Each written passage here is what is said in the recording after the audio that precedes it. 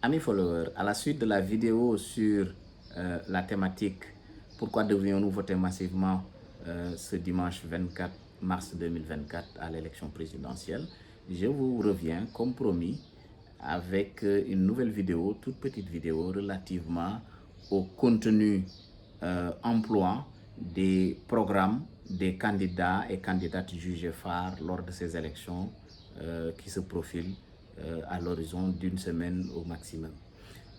Nous avions essayé de draguer les différents programmes et nous en sommes arrivés quand même à une conclusion que l'essentiel de ces programmes était quand même assez ambitieux.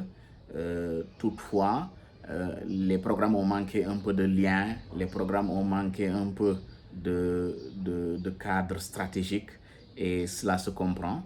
Cela se comprend parce que effectivement, il y a eu d'énormes soubresauts qui ont conduit quand même à l'organisation des élections, le parrainage, etc. Ça a été un processus très compliqué. Même la campagne électorale devrait être comprimée sur 2 semaines maximum. Donc, ce travail nous a permis d'en arriver à, sur la base du niveau d'ambition en matière de création d'emplois et sur la base également du niveau de cohérence, c'est-à-dire de réflexion stratégique au niveau du programme relativement à une politique de l'emploi, à un ordre défini ci-après. Donc, le premier programme, c'est le programme de Mme Anta Babacar Ngom. La présidente Anta Babacar Ngom propose le programme La Relève pour la rupture, un programme extrêmement ambitieux et carrément bien écrit, ça il faut l'avouer, et qui, dans les ambitions, précise déjà le premier principe en matière de politique d'emploi, c'est-à-dire le principe de la quantité. Elle précise que sur l'horizon quinquennal, elle vise la création de 5 millions d'emplois, dont 2,5 millions d'emplois pour les jeunes et les femmes. Donc, ça veut dire que c'est bien parti. Également, dans le cadre de ces propositions, elle décline le nombre de créations d'emplois avec 500 000 emplois dans l'éthique, 1000 médecins à recruter, également 400 000 emplois dans la modernisation de la pêche artisanale, entre autres. Elle propose la formulation d'un plan national pour l'emploi des jeunes qui va toucher à plusieurs secteurs, de l'industrie à l'artisanat, en passant par l'économie verte, l'agriculture, etc. Elle propose également un mécanisme d'accompagnement des travailleurs qui subissent des situations économiques désastreuses, certainement des licenciements économiques ou peut-être des fermetures d'établissements. Elle propose un mécanisme d'accompagnement, ce qui est une bonne innovation. Comprenez-le, la prise en charge du chômage n'existe pas encore au Sénégal dans le paquet minimum de protection sociale. Également, elle propose le dispositif ARCH, qui est l'assistance pour le renforcement du capital humain, destiné à la couverture de la protection sociale des agriculteurs, des pêcheurs, des commerçants, des transporteurs, etc. Un peu dans l'économie informelle. Elle finit avec une proposition de la banque Calbas, qui est une banque d'investissement destinée aux femmes et qui va permettre, dans le cadre de ses objectifs quantitatifs de 5 millions d'emplois, de créer 2 millions d'emplois pour exclusivement les femmes. Après Madame la présidente Anta Babacar Ngom, vient le président Amadou Ba, qui intitule son programme En paix vers la prospérité partagée, mais en réalité un programme qui n'est rien d'autre que la reprise du plan Sénégal émergent avec le PAP 3, plan d'action prioritaire 3. Donc, dans cette reprise du PAP 3, le président Amadou Ba s'engage à la création de 1 232 500 emplois sur les 5 ans. Donc, la présidente Anta Babacar était sur 5 millions, le président Amadou Ba est sur 1 232 500 emplois sur 5 ans. Et il propose, le président Amadou Ba, de rattraper peut-être le tir dans les précédents mandats du président Macky Sall, de formuler par exemple une politique nationale de l'emploi qui se veut transversale. Ça n'a pas existé au Sénégal depuis 1997. De proposer également une rationalisation des dispositifs d'emploi et d'insertion qui se voudront efficaces. Il y a eu une sorte de synthèse des structures dès l'accession du président Macky Sall, mais aujourd'hui on a vu une démultiplication également de ces structures. Donc c'est une nécessité. Mais également il propose de promouvoir un pacte vraiment de simplification, mais aussi de compétitivité, allant dans le sens de l'accompagnement du secteur privé national pour la création en réalité d'emplois. En troisième programme vient le président Bassirou Diomaye Faye qui intitule son programme Ensemble pour un Sénégal juste et prospère. Un programme qui met le focus sur le soutien à l'entrepreneuriat, sur l'inclusion et la solidarité, mais également sur la formalisation, c'est-à-dire la transition de l'économie informelle vers l'économie formelle. Et il fait quand même un certain nombre de propositions extrêmement intéressantes, des propositions alléchantes, comme la mise en place de la maison de l'entrepreneur, qui n'est rien d'autre qu'une agence unique qui regroupe l'ensemble des structures de soutien à l'entrepreneuriat. Il propose également, en enchaînant à ce niveau, de mettre en place un ministère unique qui regroupe le ministère du Travail, le Travail et l'Emploi. Donc, il propose un ministère du Travail et de l'Emploi avec un budget colossal qui permet de gérer le continuum sur le marché du travail. En plus de cela, il propose également dans le champ de la rationalisation la mise en place d'un service public unique au Sénégal, dénommé la Grande Agence gouvernementale de l'emploi et du travail, GAGÉ.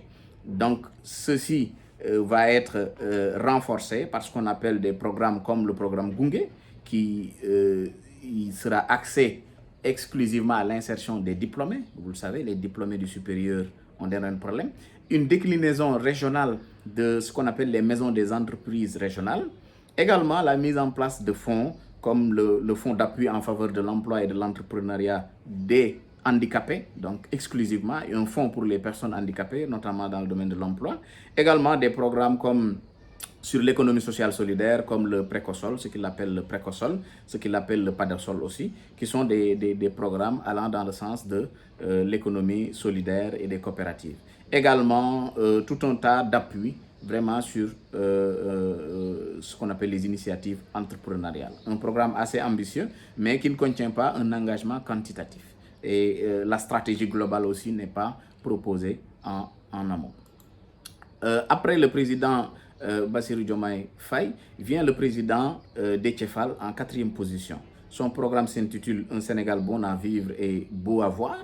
Et dans son programme, il propose des orientations relativement à la politique de l'emploi qui touchent à la transformation industrielle, à la préférence nationale, à la transition vers l'économie formelle. Et dans son programme, il précise que lui, il met le focus sur le secteur industriel qui doit être moteur de la croissance économique au niveau national. Et que ce secteur industriel devra, à la fin, assurer les 50% d'emplois qui vont être pourvus dans le cadre du pays. Mais également, le président Déthié Fall revient sur une mesure extrêmement importante. Il le propose dans le cadre de la fonction publique, l'attribution de primes indexées sur la performance à l'ensemble des directeurs généraux des entreprises nationales et des agences publiques. Et donc, ça veut dire qu'il propose tout bonnement de baisser les salaires et de maintenant l'indexer juste sur la performance. Donc, ça veut dire que c'est sur la base de la performance que les salaires vont être quand même attribués ça et là. Mais il met également le secteur privé en orbite en mettant le focus sur l'agriculture et l'élevage. Il veut également un peu jouer sur la responsabilité sociétale des entreprises en essayant de mettre une loi déjà sur la préférence nationale pour impulser un peu l'entrepreneuriat national, mais également une participation obligatoire au développement de la formation professionnelle pour certaines entreprises avec un certain niveau de chiffre d'affaires. Il prône également un appui à l'agro-industrie dans le domaine alimentaire et dans le domaine textile. En tout cas, un programme aussi également ambitieux et qui est bouclé par des propositions sur la transition de l'économie informelle vers l'économie formelle. En 5e position, nous avons le programme du président Aliou Mamadou Dia, qui est dénommé Programme Humanisme et Prospérité, qui met le focus sur le genre, l'appui aux femmes, qui met le focus sur le développement industriel et sur la politique de l'emploi agricole. Lui, il parle de politique de l'emploi agricole. Et dans ce siège, il met le focus sur ce qu'on appelle la mise en place des structures d'accompagnement féminines, SFA, qui vont être exclusivement dédiées à l'entrepreneuriat féminin.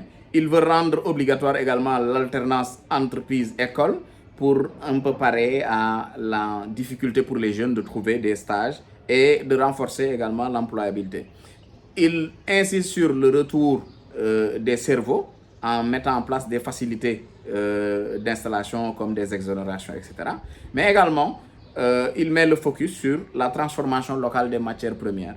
Mais il boucle avec ce qu'on appelle la politique d'emploi agricole qui, pour lui, est la porte d'entrée de la création massive d'emplois.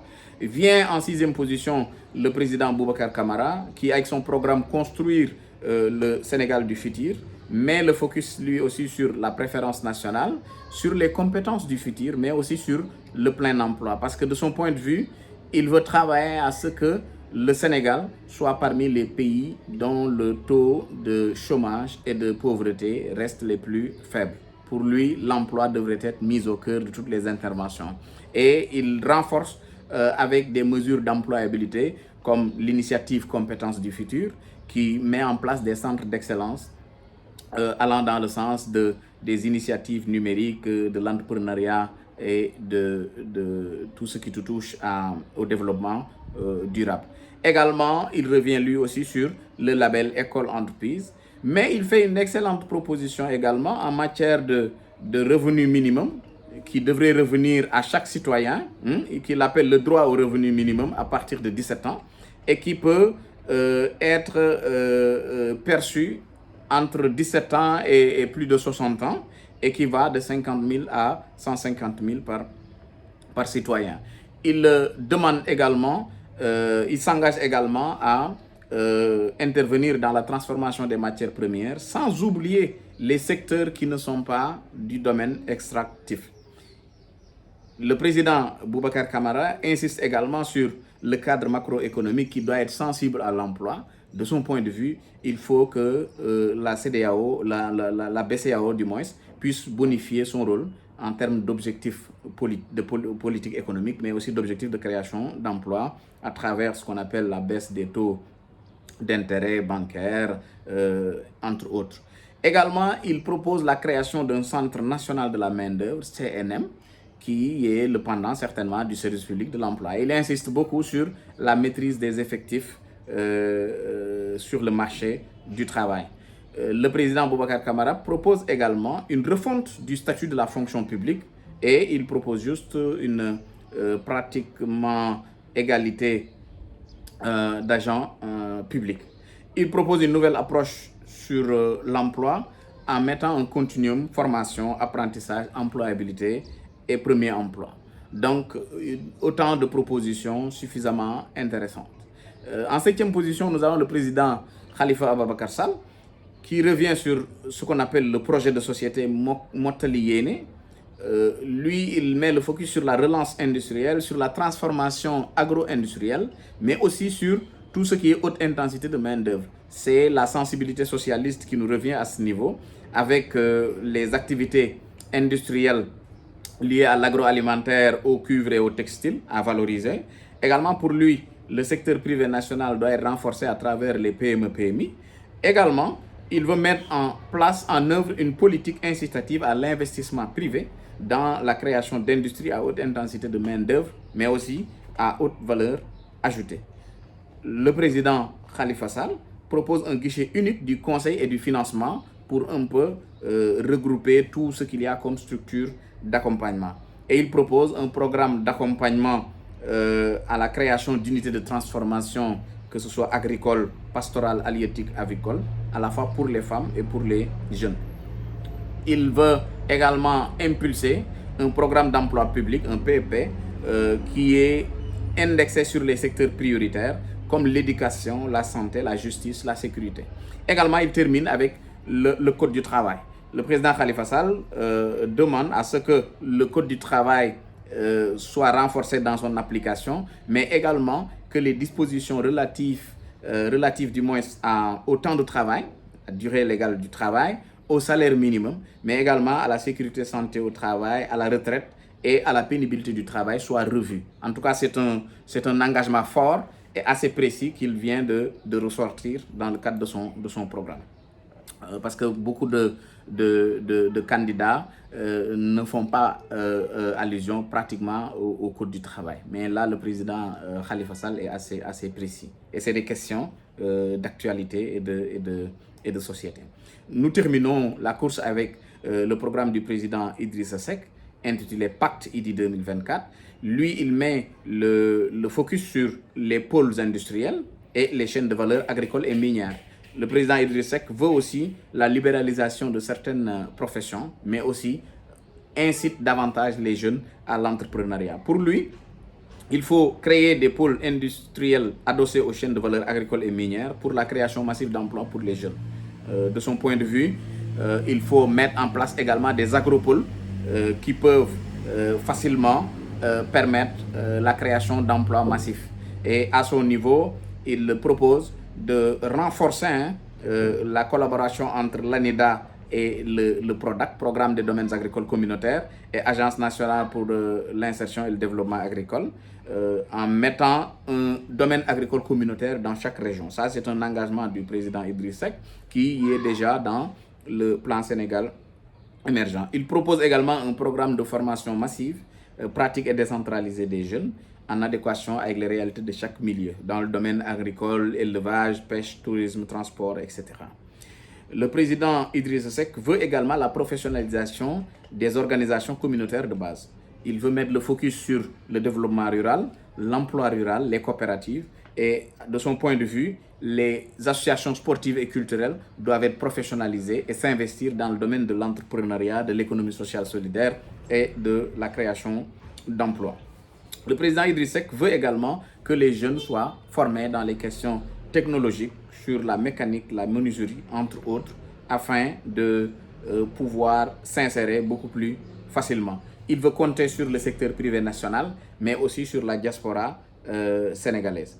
Le président Idrissa Seck termine en s'engageant à renforcer davantage la culture entrepreneuriale des jeunes qu'il compte appuyer massivement à la création d'entreprises, mais aussi il veut travailler à libéraliser davantage les professions d'avocats, de notaires, de huissiers, de commissaires-priseurs pour mieux absorber, par exemple, les étudiants diplômés de droit et entre autres qui chôment massivement au niveau du marché du travail. Donc voilà de façon ramassée la petite vidéo sur les contenus emploi des différents programmes.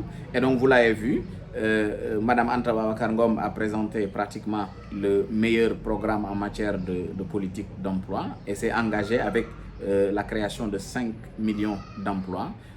Et donc chaque citoyen exploitera la vidéo à sa guise. Il n'est pas question de juste prendre le côté emploi pour dire voilà le candidat idéal, mais il faut analyser le programme dans son entièreté parce que chacun a fait des propositions excellentes que les autres n'ont pas fait, mais l'exigence est de voir ce que les candidats ont proposé, de voir ce qui nous parle davantage et d'aller voter. Parce que voter est un droit, mais aussi c'est un devoir pour chaque citoyen. Mais voter suppose qu'on vote utile. Et quand on vote utile, il faut voter par rapport à sa situation, par rapport à la situation du pays. Qu'est-ce que le candidat me propose? Est-ce que ce candidat permet en réalité mon plein épanouissement dans le pays? Mais voter et après immigrer, voter et après être en grève tout le temps, ça risque de poser énormément de problèmes. Donc, voter pour le progrès, je pense que c'est le vote le plus utile. Donc, mesdames, messieurs, amis followers, c'était un plaisir. Demba Diop pour vous servir.